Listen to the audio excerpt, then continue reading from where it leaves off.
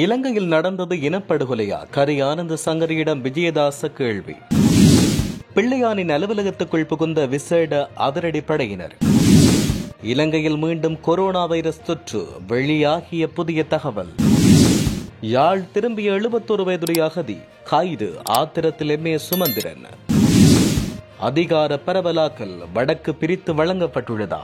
பொங்கி எழுகிறார் சரத் வீரசேகர. உயிர்களுடன் விளையாடும் யாழ் மாநகர சபை நடவடிக்கை எடுப்பாரா வடமாகாண ஆளுநர்? இடியுடன் கூடிய கனமழை, விடுக்கப்பட்டுள்ள அவசர எச்சரிக்கை. சிறைக்கு செல்ல போகும் முக்கிய புள்ளிகளின் அடுத்த பட்டியல் அரசாங்க தரப்பில் இருந்து தகவல். மஹிந்தவின் மகனுக்கு எதிராக நீதிமன்றம் பிறப்பித்துள்ள அதிரடி உத்தரவு. உருவாகவுள்ள புதிய பயங்கரவாத தடை சட்டம் அரசாங்கத்தின் திட்டம். தொடர்பென விரிவான செய்திகள்.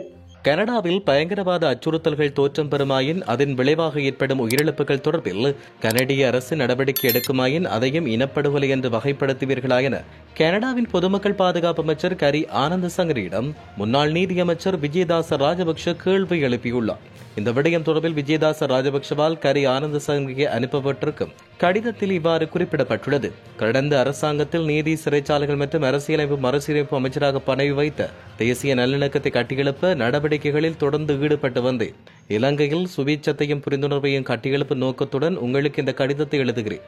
முதலாவதாக, கனடாவின் அரசியலில் உச்சத்தை எட்டியிருக்கும் உங்களுக்கு என்னுடைய வாழ்த்துக்கள். இலங்கையில் சகல சமூகங்களினதும் மதிப்பை பெற்ற தமிழ் அரசியல்வாதியான வி ஆனந்த சங்கரியின் மகனான உங்களது அமைச்சு நியமனம் மிகுந்த முக்கியத்துவம் பெறுகிறது. உங்களின் தந்தையின் சார்பில் 2002ஆம் ஆண்டு நீதிமன்றத்தில் முன்னிலையான நான் தமிழர் ஐக்கிய விடுதலை கூட்டணியின் தலைவராக அவர் பதவி வகிப்பதை வெற்றிகரமாக நியாயப்படுத்தி வென்றேன்.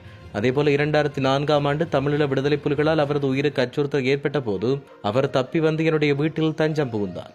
அவருக்கு பாதுகாப்பு அளித்த நான் அவரை அப்போதைய ஜனாதிபதி சந்திரிகா பண்டாரநாயக்க குமாரதுங்கவிடம் அழைத்துச் சென்றேன். என்னுடைய வேண்டுகோளின்படி அவர் உங்களின் தந்தைக்கு அரச பாதுகாப்பு வழங்கியதோடு அது சுமார் 2 தசாப்தங்கள் வரை தொடர்ந்தது.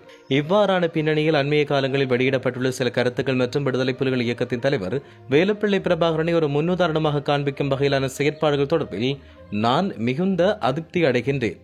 தமிழீழ விடுதலை புலிகளால் சுமார் 60,000க்கும் மேற்பட்டோர் கொல்லப்பட்டதோடு அவர்களில் சுமார் 27,000க்கும் மேற்பட்டோர் இராணுவத்தினர். அது மட்டுமன்றி முக்கிய தமிழ் அரசியல் தலைவர்கள், சமூக தலைவர்கள், புத்திஜீவிகள் என பலரும் விடுதலை புலிகளால் கொல்லப்பட்டதாக அவர் தெரிவித்தார்.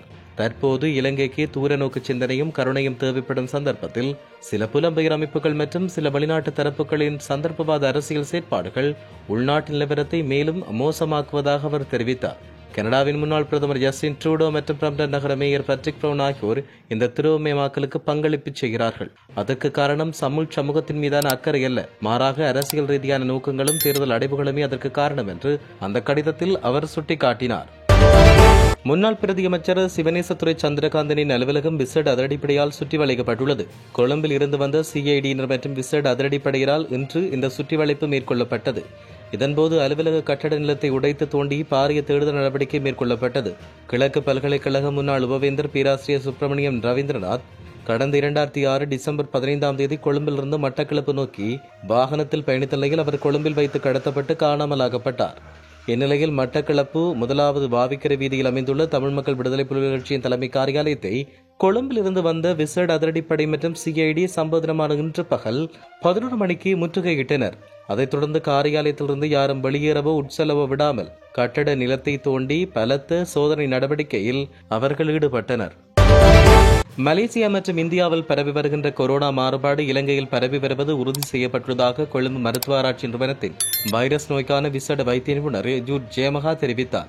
நடத்தப்பட்ட சோதனையின்படி கொரோனா ஒமிக்ரோன் மாறுபாடு இலங்கையில் பரவுவது உறுதி செய்யப்பட்டுள்ளதாக அவர் குறிப்பிட்டார். கர்ப்பிணி தாய்மார்கள், வயதான பெண்கள், பலவீனமான நோயாளிகள் தங்கள் சுய பாதுகாப்பை கவனித்துக் கொள்ள வேண்டும் என்றும் அவர் இதன்போது வலியுறுத்தினார். இந்திய அகதி முகாமில் பல தசாப்தங்களாக தஞ்சமடைந்திருந்து நாடு திரும்பிய 71 வயது முதியவரை குற்றப்புலனாய்வு திணைக்கள அதிகாரிகள் கைது செய்தனர். குறித்த கைது நேற்று யாழ் பலாலியில் வைத்து இடம்பெற்றது. சம்பவம் தொடர்பில் மேலும் தெரிய வருகையில் கைது செய்யப்பட்ட முதியவர் இந்திய அகதி முகாமில் பல தசாப்தங்களாக தஞ்சமடைந்தார்.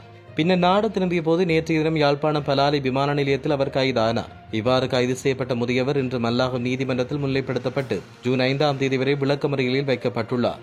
இந்நிலையில் சம்பவமானது நாடு திரும்புவதற்கு தயாராக இருக்கும் 10,000க்கும் மேற்பட்டவர்கள் நாட்டிற்கு பயந்து வராமல் இருப்பதற்கு செய்யப்பட்ட ஏற்பாடுகளாயன இலங்கை தமிழரசுக் கட்சியின் பொதுச் செயலாளர் எம்.ஏ. சுமந்திரன் தன்னுடைய எக்ஸ் தளத்தில் பதிவொன்றை வைத்து மேற்கண்டவாறு கேள்வி எழுப்பியுள்ளார். இலங்கையிலிருந்து வடக்கு பகுதி அதிகார பரவலாக்களூடாக பிரித்து வழங்கப்பட்டுள்ளதா என்கின்ற சந்தேகம் ஏற்பட்டுள்ளதாக முன்னாள் நாடாளுமன்ற உறுப்பினர் சரத் வீரசேகர தெரிவித்தார். பொதுஜன பெரமுனவின் தலைமை காரியாலயத்தில் நேற்று இடம்பெற்ற ஊடகவியலாளர் சந்திப்பில் அவர் இவ்வாறு தெரிவித்தார். வடக்கில் காணி உரித்து தொடர்பில் அரசாங்கத்தால் வெளியிடப்பட்ட வர்த்தமானி மீள பெற்றுக் கொள்ளப்பட்டமே தனக்கு மகிழ்ச்சி அளிப்பதாக தமிழரசுக் கட்சியின் பொதுச் செயலாளர் சுமந்திரன் தெரிவித்தார். காணி உரித்துடையவர்களுக்கு அவற்றை பெற்றுக் கொடுக்கும் நோக்கத்தில் இந்த வர்த்தமானி வெளியிடப்பட்டது. இது புதிய விடயமல்ல. தெற்கிலும் இவ்வாறு வர்த்தமானி வெளியிடப்பட்டு காணி உரித்துக்கள் வழங்கப்பட்டன. வடக்கில் இயங்கும் பிரிவினைவாதிகள் இனவாதத்தோடு செயற்படுகிறார்கள். அவர்களை மகிழ்ச்சிப்படுத்தும் நோக்கில் அரசாங்கம் செயற்படுகின்றமை அதிகார பரவலாக்களூடாக வடக்கு பிரித்துக் கொடுக்கப்பட்டுள்ளதா என்கின்ற சந்தேகத்தை ஏற்படுத்தியுள்ளது. அத்துடன் தையிட்டி விகாரையில் ராணுவத்தினர் வழிபாடு செய்ய முடியாத நிலை ஏற்பட்டுள்ளது. தமிழ் பிரிவினைவாதிகள் ஓரிருவர் மேற்கொண்ட ஆர்ப்பாட்டமே இதற்கு காரணமாகும். ராணுவத்தினர் தமது மத வழிபாடுகளில் ஈடுபடக்கூடிய சுதந்திரம் இருக்கிறது. அதை உறுதிப்படுத்துவதற்காக நாம் கடந்த காலங்களில் பாதுகாப்புத்துறைசார் மேற்பார்வை குழுவினூடாக நாடாளுமன்றத்தில் கலந்துரையாடினோம். ஆனால் தற்போதைய அரசாங்கம் தமிழ் பிரிவினைவாதிகளுக்கு ஆதரவாக செயற்படுவதாக அவர் தெரிவித்தார். யாழ் மாநகர சபையினரின் பொறுப்பற்ற செயற்பாடுகள் குறித்து அண்மை காலமாக செய்திகள் வெளியாகின. குறிப்பாக வைத்தியசாலை கழிவுகள் உள்ளிட்ட பல கழிவுகளுக்கு இதன்போது தீ வைப்பதால் புகையானது வீரியங்கும் பரவுவதோடு குடிமனைகளுக்குள் செல்கின்றது. குறிப்பாக கல்லுண்டாய் பகுதியில் உள்ள யாழ் மாநகர சபையின் கழிவுகள் சேகரிக்கும் பகுதியில் கழிவுப் பொருட்களுக்கு தொடர்ச்சியாக தீ வைக்கப்பட்டு வருவதாக தெரிவிக்கப்பட்டுள்ளது. தமது தவறுகளை திருத்தும் வகையில் செயற்படாமல் தொடர்ச்சியாக அதே தவறுகளை இழைத்து பொறுப்பற்ற விதத்தில் அவர்கள் செயற்படுவதாக மக்கள் விசனம் வெளியிட்டுள்ளனர். இதனால் வீதியில் செல்வோர், அண்மித்த பகுதிகளில் குடியிருப்போர் அந்த புகையை சுவாசிப்பதால் சுவாசம் தொடர்பான நோய்கள் ஏற்படும் அபாயம் இருப்பதாகவும் தெரிவிக்கப்பட்டுள்ளது. பலத்த மழைவீழ்ச்சி மற்றும் காற்று தொடர்பில் வளிமண்டலவியல் திணைக்களம் எச்சரிக்கை அறிவிப்பு ஒன்றை வெளியிட்டுள்ளது. இந்த அறிவிப்பு நாளை முற்பகல் 8 மணி வரை செல்லுபடியாகும் வகையில் வெளியிடப்பட்டுள்ளது. குறித்த விடயத்தை வளிமண்டலவியல் திணைக்களம் இன்று வெளியிட்ட அறிக்கையில் தெரிவித்துள்ளது.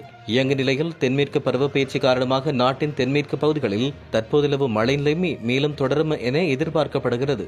நாட்டின் ஏனைய பிரதேசங்களில் அவ்வப்போது மணித்தியாலத்துக்கு 30 முதல் 40 கிலோமீட்டர் வரை வேகமான பலத்த காற்று வீசக்கூடும் என்றும் தெரிவிக்கப்பட்டுள்ளது.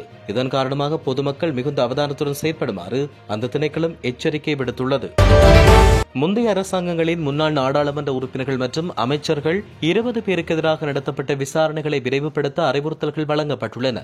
அவற்றில் சில விசாரணைகள் சுமார் 10 முதல் 15 ஆண்டுகள் பழமையானவை என பொது பாதுகாப்பு அமைச்சர் ஆனந்த் விஜயபால குறிப்பிட்டார். குறித்த சம்பவங்கள் முன்னாள் அரசாங்கங்களால் மூடி மறைக்கப்பட்டுள்ளதாகவும் புதிய அரசாங்கம் இந்த விசாரணைகளை மீண்டும் திறந்து விசாரணைகளை விரிவுபடுத்த குற்றப்புலனாய்வு திணைக்களத்துக்கு அறிவுறுத்தியதாகவும் தெரிவிக்கப்பட்டுள்ளது.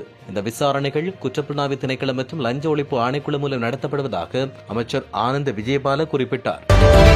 முன்னாள் ஜனாதிபதி மஹிந்த ராஜபக்சவின் மகன் யோசித ராஜபக்ச மற்றும் அவரின் பாட்டி டெய்சி போரஸ் ஆகியோருக்கு எதிராக பல்வேறுபட்ட குற்றச்சாட்டுகள் சுமத்தப்பட்டன. அவர்களுக்கு எதிராக தாக்கல் செய்யப்பட்ட வழக்கை ஜூலை 11ஆம் தேதி விசாரணைக்கு எடுத்துக் கொள்ள கொழும்பு உயர் நீதிமன்றம் தீர்மானித்துள்ளது. பண மோசடி தடுப்புச் சட்டத்தின் கீழ் குறித்த இருவர் மீதும் குற்றம் சாட்டப்பட்டுள்ள நிலையில் இந்த வழக்கு இன்று கொழும்பு உயர் நீதிமன்ற நீதியரசர் ஆதித்யா படப்பெந்திக்க முன்னிலையில் விசாரணைக்கு எடுத்துக் கொள்ளப்பட்டது. விசாரணையின் போது அரசு தரப்பு சார்பில் முன்னிலையான சிரேஷ்ட அரசு சட்டத்தரணி உதார கருணாதிலக வழக்கு தொடர்பான ஆவணத்தை நீதிமன்றத்துக்கு சமர்ப்பித்தார். உலகளாவிய ரீதியில் உருவாகும் பயங்கரவாத சவால்களை எதிர்கொள்ள புதிய பயங்கரவாத தடைச் சட்டம் அவசியம் என நீதியமைச்சர் கர்ஷன நாணயக்கார தெரிவித்தார். தற்காலிக விதிமுறைகளை கொண்ட பயங்கரவாத தடைச் சட்டத்துக்கு பதிலாக புதிய சட்டம் ஒன்றை உருவாக்கும் நோக்கில் யோசனை தொகுப்பு நேற்று அமைச்சரிடம் கையளிக்கப்பட்டது. தனிநபர் மற்றும் அமைப்புகளின் 240 பேரை கொண்ட குழு ஒன்று குறித்த யோசனை தொகுப்பை சமர்ப்பித்துள்ளது. இதன்போது புதிய பயங்கரவாத சட்டம் ஒன்றை உருவாக்கும் நோக்கில் கடந்த அரசாங்கம் ஆணைக்குழுக்களை நியமித்த போதிலும் சட்டம் உருவாக்கப்படவில்லை என்பதை அமைச்சர் சுட்டிக்காட்டினார். அத்துடன் புதிய சட்டத்தை உருவாக்குவதற்கான நடைமுறைகள் ஆரம்பிக்கப்பட்டுள்ளதாகவும் அவர் தெரிவித்தார்.